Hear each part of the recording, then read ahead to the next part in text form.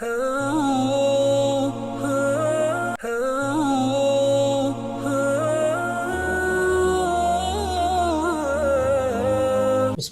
அல்ஹம்துலில்லா வஸ்ஸலாத்து வஸ்ஸலாமு அலா ரசூலில்லா. அன்பின் பிரே டிவி நேயர்களே, அஸ்ஸலாமு அலைக்கும் வரஹ்மத்துல்லாஹி வபரகாத்து.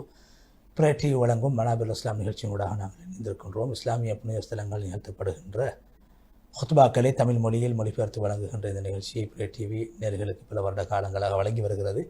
அந்த அடிப்படையில் இன்றைய தினத்திலும் அந்த ஹுத்பாக்களை நாங்கள் மொழிபெயர்க்கின்றோம். முதலாவதாக புனித மக்கா முக்கர்ரமாவுடைய ஹுத்பாவை ஹத்தீப் ஃபைசல் பின் ஜமீல் கஸாவி ஹஃபிதஹுல்லாஹ் நிகழ்த்தியிருந்தார். ஹுத்பாவின் தலைப்பு சிரிப்பு மற்றும் அழுகை. சிரிப்பு மற்றும் அழுகை என்பதாகும். அல்லாஹை புகழ்ந்து ஸல்லல்லாஹு அலைஹி வஸல்லம் அவர்கள் மீது ஸலவாத்து ஸலாம் சொல்லி தக்வாவை வலியுறுத்தியதன் பின்பு அல்லாஹுடைய அடியார்களே, அல்லாஹு தஆலா எங்களுடைய படைகோலத்தை பார்த்து எங்களை பார்த்து சிந்திக்குமாறு அல்லாஹ் எங்களுக்கு பணித்திருக்கிறான். சூரா தாரியாத் 21வது வசனம், நீங்கள் உங்களை பார்க்கக்கூடாதா, உங்களை பார்த்து சிந்திக்கக்கூடாதா என்று அல்லாஹு தஆலா குறிப்பிடுகின்றான். எனவே உங்களுடைய மனிதன் படைக்கப்பட்டிருக்கக்கூடிய அந்த படைகோலத்திலே அல்லாஹ் பல அத்தாட்சிகளை வைத்திருக்கிறான். அல்லாஹ் ஒருவன் என்பதை நிரூபிக்கக்கூடிய பல ஆதாரங்களை அல்லாஹு தஆலா வைத்திருக்கிறான். அவன் சக்தி வாய்ந்தவன், அவன் இரக்கமுள்ளவன், ஞானமுள்ளவன் என்பதை தெளிவுபடுத்துகின்ற விடயங்கள் எல்லாம் அல்லாஹ் வைத்திருக்கின்றான். நீங்கள் பார்த்து படிப்பினை பெறக்கூடாதா? அப்படியான அத்தாட்சிகளில் ஒன்றுதான் அழுகையும் சிரிப்பும். மனிதனை அல்லாஹ் அழுக வைக்கின்றான், அதே மனிதனை அல்லாஹ் சிரிக்க வைக்கின்றான்.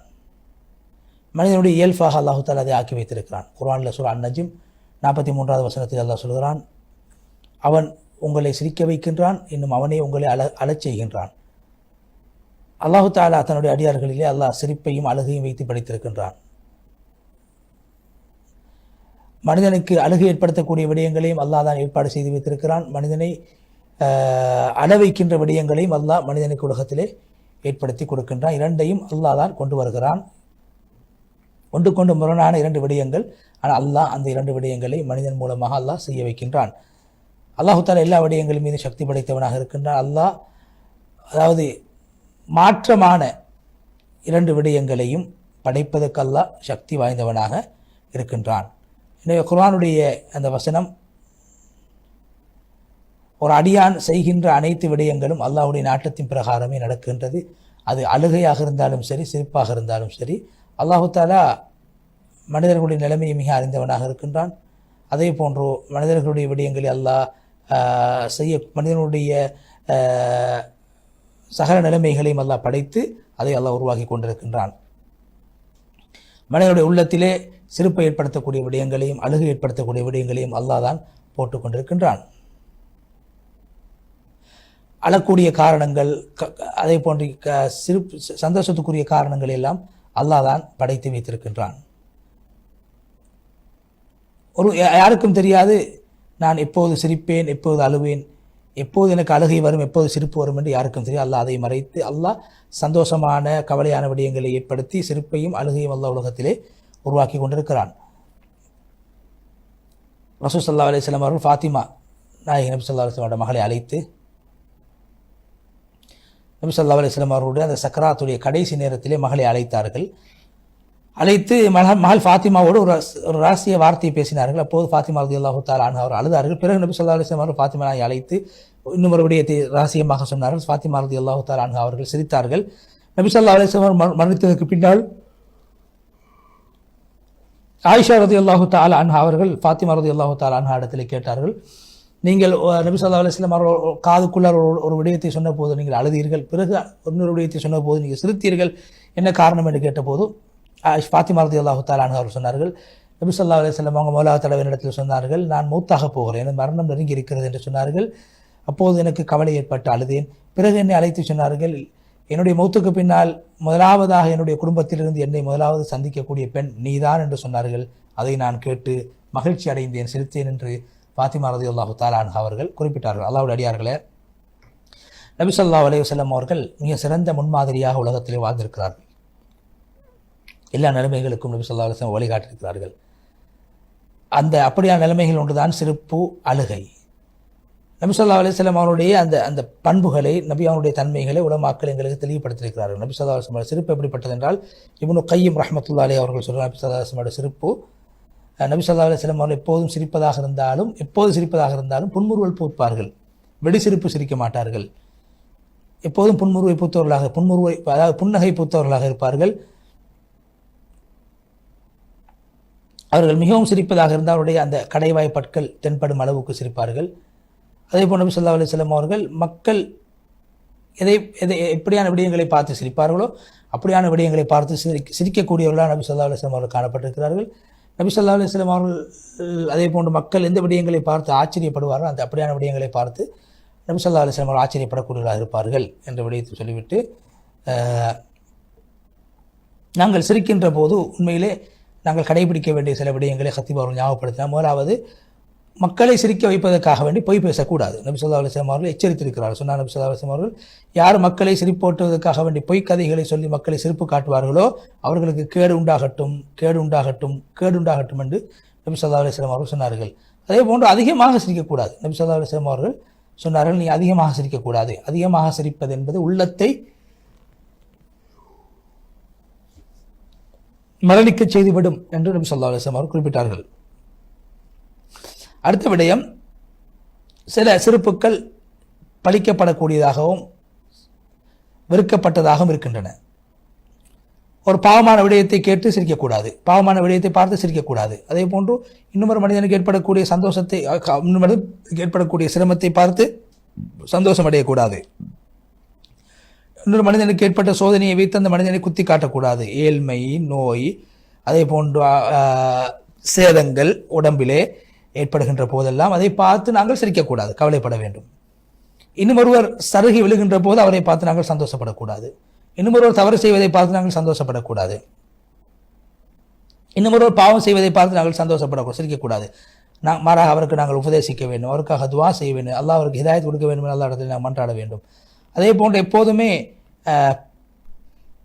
சோதனைகளை விட்டும் அச்சம் தீர்ந்திருக்கக்கூடாது. அல்லாஹ் இடத்திலே சோதனைகள் ஏற்படுகின்ற போது மார்க்கத்தில் உறுதியை தருமாறு அல்லாஹ் இடத்திலே வேண்ட வேண்டும். அதே போன்று இன்னும் ஒரு முஸ்லீம் சமூகத்துக்கு ஏற்படக்கூடிய சிரமங்களை பார்த்து ஒரு முஸ்லீம் எப்போதும் சந்தோஷப்படக்கூடாது. ஏற்படக்கூடிய முசீபத்துக்கள், சோதனைகளை பார்த்து ஒரு முஸ்லீம் சந்தோஷப்படக்கூடாது.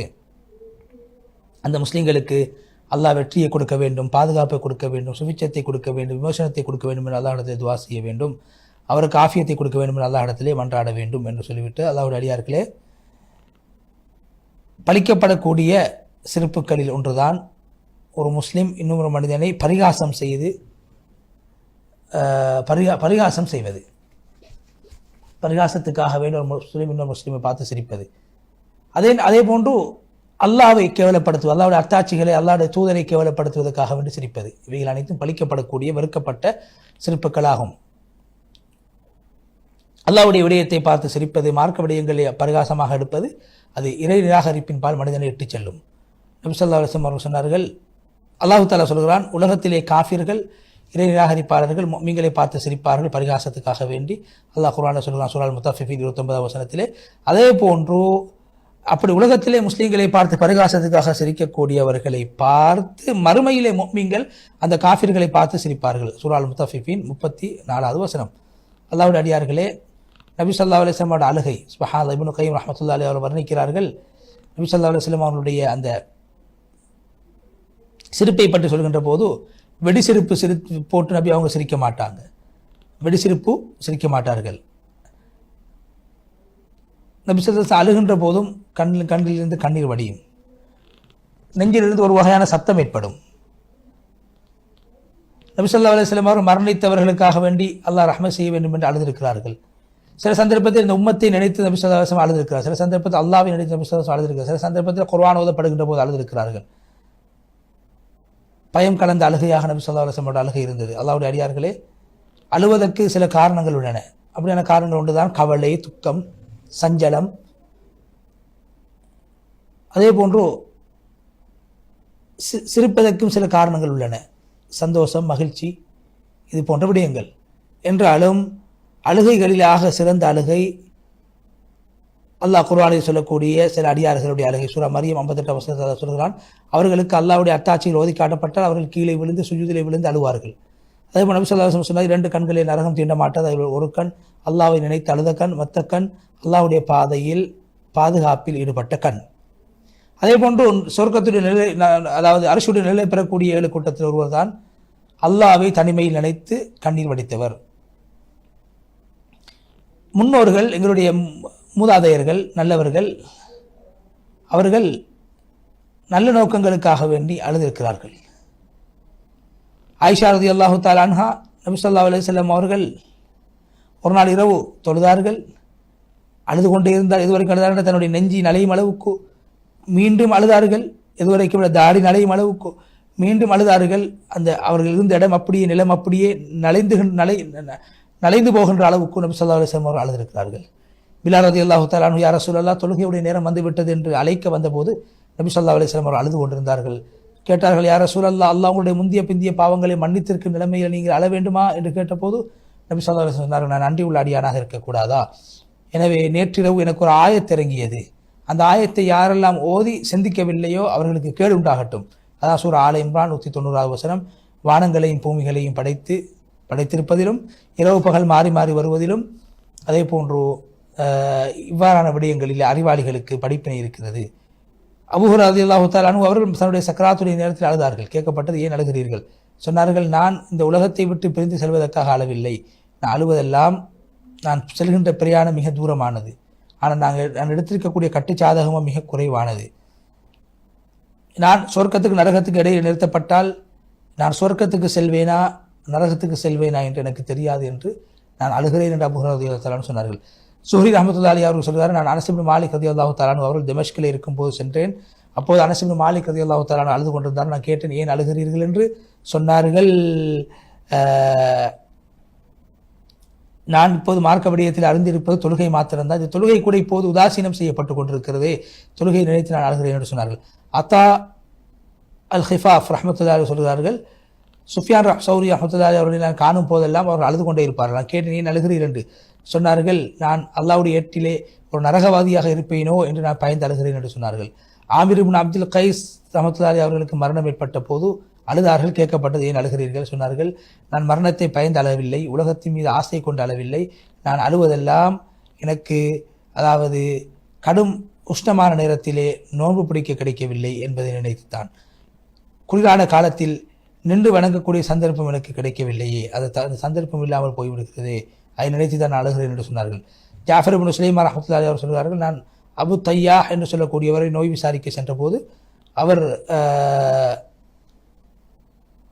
சொன்னார், நிச்சயமாக ஒரு மனிதனுக்கு இன்று அவன் அதிகப்படுத்த வேண்டிய நன்மைகள் அதிகப்படுத்த வேண்டிய தேவை இருக்கிறது. ஏன் இன்று மக்கள் அல்லாஹ்வுடைய மார்க்க விடயத்திலே படுபோக்காக இருக்கிறார்கள். நல்ல விடயங்களை செய்கின்ற விடயத்தில் மனிதர்கள் முயற்சி செய்ய வேண்டும் என்பதை சொல்லிவிட்டு அழுதார்கள். ஹுத்பாவுடைய முதல் பகுதியை ஹத்பாவை முடித்துவிட்டு இரண்டாவது பகுதி அல்லாஹ் இப்போ வந்து தக்வாயை வலியுறுத்தியதன் பின் அல்லாஹ்வுடைய அடியார்களே, உலகத்துடைய விடயங்களை இழந்து இன்று எத்தனை பேர் அழுது கொண்டிருக்கிறார்கள். ஆனால் அவருடைய நஃப்ஸை அவர் வீணாக்கி கொண்டிருக்கிறார். கவிதை ஒன்று படிக்கிறார்கள், எனது நஃப்ஸ் ஆகிறது, அது எல்லா விடயங்களையும் அது உள்ளடக்கக்கூடியதாக இருக்கிற அந்த நஃப்ஸ் ஒரு நாள் அது அது அது சென்றுவிடும், போய்விடும், மரணம் ஏற்பட்டுவிடும். அது சென்றால் நான் எப்படி அழாமல் இருப்பது என்ற கவிதையை படித்துவிட்டு, உலகம் என்பது அது அது முடிவடையக்கூடியதாக இருக்கிறது. உலகத்துக்கு ஒரு முடிவை அல்லாஹ் வைத்திருக்கிறான். உலகத்தில் அல்லாஹு தஆலா இந்த உலகத்துக்கென்று சில சட்டங்களை வைத்திருக்கிறான். எனவே நீங்கள் கொஞ்சமாக சிரித்தால் அதிகமாக அழ வேண்டும். ஒரு நாள் நடந்தால் பல நாட்கள் நீங்கள் நஷ்டமடைய வேண்டும். உலகத்துடைய சிற்றின்பங்களை நீங்கள் அடைந்து கொண்டால், மறுமையை மறந்து நீங்கள் வாழ்ந்தால் நிம்மதியான விசாலமான அந்த சொர்க்கத்துடைய இன்பத்தை நீங்கள் இழந்து விடுவீர்கள். ஒரு நாளுடைய சந்தோஷத்தை நீங்கள் அடைவீர்கள், காலம் முழுக்க நஷ்டமடைந்து விடுவீர்கள். இப்னு மஸ்ஊத் ரலியல்லாஹு அன்ஹு சொன்னார்கள், அப்துல்லாஹ் மஸ்ஊத், ஒவ்வொரு சந்தோஷத்துக்கு பின்னாலும் ஒரு துக்கத்தை அல்லாஹ் வைத்திருக்கிறான். எந்த வீடு சந்தோஷத்தால் இருக்குமோ அந்த வீட்டுக்கு துக்கமும் ஏற்படும். இப்னு சீர் ரஹ்மத்துல்லாஹி சொல்கிறார்கள், எப்போது ஒரு மனிதன் சிரிப்பானோ அதுக்கு பின்னால் அவன் அழ வேண்டி வரும். எனவே இவ்வாறு விடயம் இருக்கின்ற போது நாங்கள் உண்மையான அழுகை, உண்மையான சந்தோஷம், உண்மையான சிரிப்பு அது ஒரு முஃமின் சொர்க்கத்துக்கு சென்றதுக்கு பின்னால் தான் ஏற்படும். ஒரு கவிதையை படிக்கிறார்கள், ஆதமுடைய மகனே, நீ அழுது கொண்டிருக்கும் நிலைமையிலே உன்னுடைய தாய் உன்னை பெற்றெடுத்தார்கள். உனக்கு சூழல் இருக்கக்கூடிய மக்கள் சந்தோஷத்தால் சிரித்துக் கொண்டிருந்தார். எனவே மக்கள் அழக்கூடிய நாளிலே நீ சந்தோஷமாக ஆக வேண்டுமாக இருந்தால் அதுக்காக நீ அமல் செய்ய வேண்டும். மரணிக்கக்கூடிய சந்தர்ப்பத்திலே நீ சிரித்துக் கொண்டு போவாய், மக்கள் உன்னை பார்த்து அழுது கொண்டிருப்பார்கள். அல்லாஹ்வுடைய அடியார்களே, முனாஃபிகீன்களுக்கு அல்லாஹ் தஆலா வாக்களித்திருப்பது என்ன? அல்லாஹ் குர்ஆனில் சொல்கிறான், குறைவாக சிரிங்கள், அதிகமாக அழுங்கள், அவர்கள் செய்த வெற்றிக்கு அதுதான் தண்டனையாகும். இந்த ஆயத்துடைய அர்த்தம் என்னவென்றால், நான் அறிவதை நீங்கள் அறிந்தால் நீங்கள் குறைவாக சிரிப்பீர்கள், அதிகமாக அழுவீர்கள். இந்த ஆயத்தை அறிவிப்பதெல்லாம் இந்த உலகத்தை இந்த மக்கள் தெரிவு செய்து விட்டார்கள், ஆகிரத்தை மறந்து விட்டார்கள். எனவே அவர்கள் குறைவாக சிரிக்கட்டும். உலகத்திலே குறைவாக சிரித்த காரணத்தினால் அவருடைய கவலை துக்கம் மறுமையிலே அதிகரித்துவிடும். அது தொடர்ந்து கொண்டே இருக்கும். அபூ மூஸா அஷ்அரி சொல்கிறார்கள், பஸ்ராவிலே ஒரு தடவை அவர்கள் குத்பா செய்து கொண்டிருந்தார்கள். சொன்னார் அபூ மூஸா அஷ்அரி குத்பாவிலே, அல்லாஹ்வுடைய அடியார்களே, அழுங்கள், அழாவிட்டால் அழுவதை போன்று நீங்கள் பாசாங்கு செய்யுங்கள், நடியுங்கள். ஏன்னா நரகவாசிகள் அழுது கொண்டே இருப்பார்கள், கண்ணீரெல்லாம் வத்திவிடும், பிறகு அழுவார்கள். எந்த அளவு கண்டால் அந்த கண்ணீர் முடிந்து அது இரத்தமாக, அந்த அழுகை இரத்த கண்ணீர் வடிப்பார்கள். அந்த இரத்த கண்ணீர் எந்த அளவு கண்டால் அதில் கப்பல்களை ஓடவிட்டால் கப்பலும் ஓடிவிடும், அந்த அளவுக்கு அதிகமாக இரத்த கண்ணீர் வடிப்பார்கள். எனவே இது எச்சரிக்கையாக இருக்கிறது. கியாமத்துடைய நாளையிலே உலகத்திலே அதிகமாக சிரித்து குறைவாக அழுதவர்களுடைய நிலைமை பாவங்களை செய்திருந்தால் இவ்வாறு தான் இருக்கும் என்பதை சுட்டிக்காட்டுவதற்காக வேண்டி அல்லாஹ் இந்த எச்சரிக்கையை சொல்கின்றான் என்று சொல்லி ஹத்தீப் அவர்கள் நபி ஸல்லல்லாஹு அலைஹி வஸல்லம் ஸலவாத்து ஸலாம் சொல்லுங்கள் என்று சொல்லி ஸலவாத்து சொல்லுமாறு வலியுறுத்தி நீண்டதொரு துஆவை செய்து முழுமையாக புனித மக்கா முக்கர்ரமாவுடைய ஹுத்பாவை விட்டும் ஹத்தீப் ஃபைசல் வஸாவி ஹஃபிதஹுல்லாஹ் விடைபெற்றினார். இரண்டாவது ஹுத்பா மஸ்ஜித் நபவியுடைய ஹுத்பாவை நாங்கள் மொழிபெயர்ப்பதற்கு முன்னால் சிறிதொரு இடைவேளை.